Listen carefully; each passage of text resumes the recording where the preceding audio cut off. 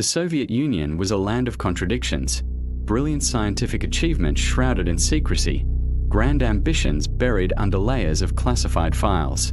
Behind the Iron Curtain, some of the most advanced research labs in the world operated in complete isolation, their work known only to a select few. But when the USSR collapsed in 1991, many of these facilities were abandoned almost overnight. Equipment was left to rust, files were locked away, and entire complexes were swallowed by the wilderness. Today, we are going to explore these forgotten relics of Soviet science, places where groundbreaking research was conducted, where whispers of forbidden experiments still linger, and where the past remains eerily preserved. Our journey begins in the heart of the Soviet scientific machine. The USSR invested heavily in research, not just for military dominance but to prove the superiority of communism. Labs were built in remote locations, deep in forests, hidden in mountains, even underground. The reasoning was simple: secrecy and security. If a project failed, or if something went horribly wrong, no one would ever know.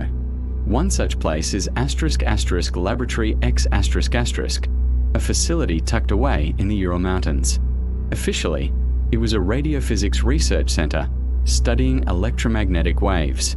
But locals tell stories of strange occurrences, unexplained illnesses, bizarre animal mutations, and even rumors of human experiments. When explorers finally breached its decaying halls decades later, they found notebooks filled with equations no one could decipher, and rooms lined with lead shielding. What were they trying to contain? Then there's ** Facility 17 **, a biological research lab in Kazakhstan. Soviet scientists here worked on weaponizing diseases, a chilling precursor to modern biowarfare concerns.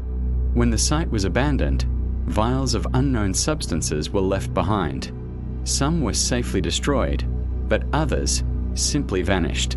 These places weren't just labs. They were monuments to a system that believed science could conquer nature itself. But nature always fights back. And now, as we venture deeper into the ruins, we'll uncover just how far they were willing to go. Walking through an abandoned Soviet lab is like stepping into a time capsule.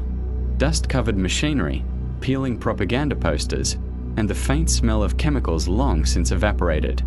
But some facilities carry a heavier atmosphere, a sense that something unnatural happened here. Take ** Institute 06 **, a psychological research center in Ukraine. Its goal: mind control. Soviet scientists experimented with drugs, sensory deprivation, and even hypnosis to create the perfect soldier, one who could resist torture, obey without question, or even assassinate on command. Declassified documents reveal that test subjects were often political prisoners, their fates erased from records. Today, the Institute's halls are empty, but the stories persist. Visitors report hearing whispers, feeling sudden drops in temperature, and an overwhelming sense of being watched. Then there's ** Polygon 12 **, a top-secret testing site in the Arctic. Here, the Soviets conducted experiments on the effects of extreme cold on the human body. Prisoners were exposed to freezing temperatures, their suffering meticulously documented.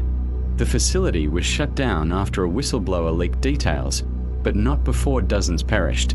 Now, the frozen ruins stand as a grim reminder of science without ethics. But perhaps the most unsettling sight is ** Complex Sigma **, a nuclear research lab in Siberia.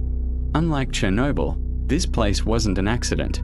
It was designed to push the limits of atomic energy, no matter the cost.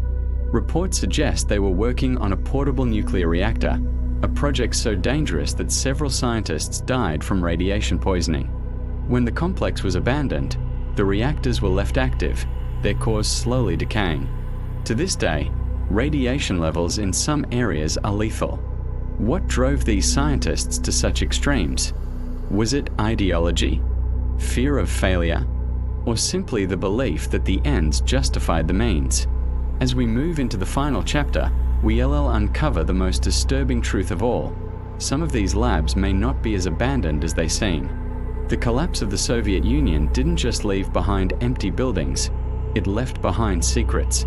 Some labs were stripped clean by their former staff, desperate to sell valuable equipment or destroy incriminating evidence. Others were looted by scavengers, unaware of the dangers they were handling. And a few were never truly abandoned. In the late 1990s, a group of urban explorers broke into Facility 289 **, a remote lab in Georgia. They expected ruins. Instead, they found fresh footprints, recently used generators, and a single light still burning in an underground chamber. Who was still using it? The Russian government? Rogue scientists? No one knows. The explorers left quickly, too unnerved to investigate further. Then there's Station K27 **, a submarine research base in the Russian Far East. Officially decommissioned, it's now a rotting hulk of metal. But divers who ventured inside claim to have heard machinery humming deep within its flooded corridors. Could someone still be operating there, hidden from satellite surveillance? The most chilling possibility, however, is that some experiments never stopped. In 2012, a team of journalists investigating an old Soviet virology lab in Azerbaijan were arrested by private security, a firm with no known government ties. When pressed, officials denied the lab ever existed. Yet satellite images showed recent construction. What does this mean? That the legacy of Soviet science isn't just a relic of the past. It's a shadow that still lingers, a reminder of what happens when knowledge is pursued without conscience. As we close this chapter on abandoned Soviet labs, one question remains: how many more are out there, waiting to be found? And what will we uncover when we do?